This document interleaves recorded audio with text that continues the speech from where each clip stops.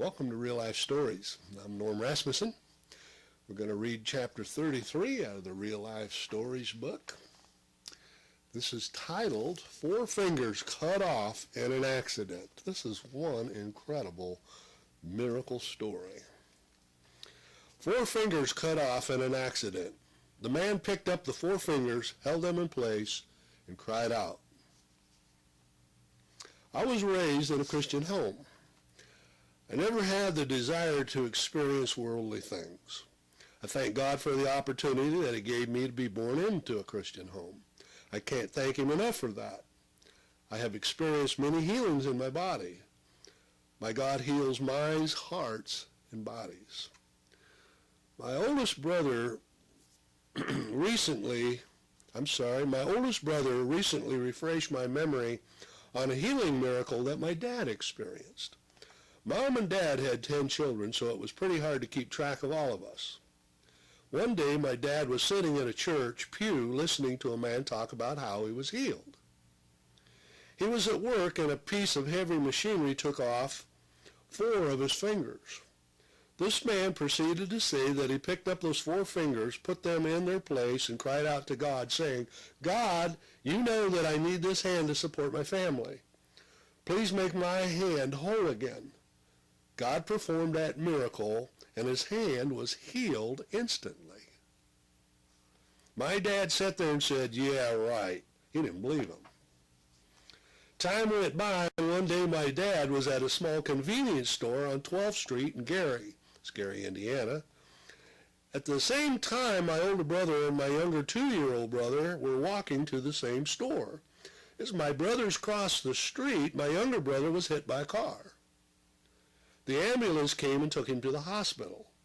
While my dad was still in the convenience store, a customer walked into the store and told everyone that a car just killed a little boy. My dad said, oh my, how much his parents must be suffering. When my dad finally got home, he saw lots of friends and relatives at our house. They told my dad that his son was hit by a car on his way to the convenience store on 12th Street and was in critical condition in the hospital. My dad didn't believe them. He said, I know my son is dead. When he arrived at the hospital, the doctor told my dad that his son was in critical condition and that only a miracle could save him. My dad went home around 9:30 p.m. When he got home, he dropped to his knees. He cried out before God and said, Lord, save my son. God showed my dad the hand that he had healed, and God asked, do you remember this hand?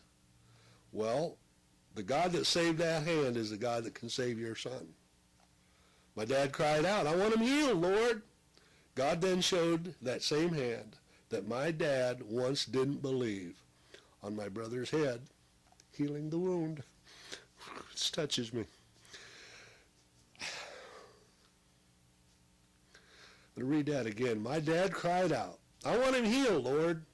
God then showed that same hand that my dad once didn't believe on my brother's head, healing the wound. My brother's recovery was rapid. The doctor told my dad the very next day that at 10 p.m. his vital signs had all gone back to normal and that right now his son was sitting up, eating his breakfast. What a mighty God. My God can and will do anything. My God is a healer, a provider, a mender of hearts, and a miracle-working God. Please take all of your troubles to Him. Only He has all the answers. My friend, if you need a healer, a provider, a heart mender, or a miracle worker, Jesus can be all of these things to you. This is written by Daly.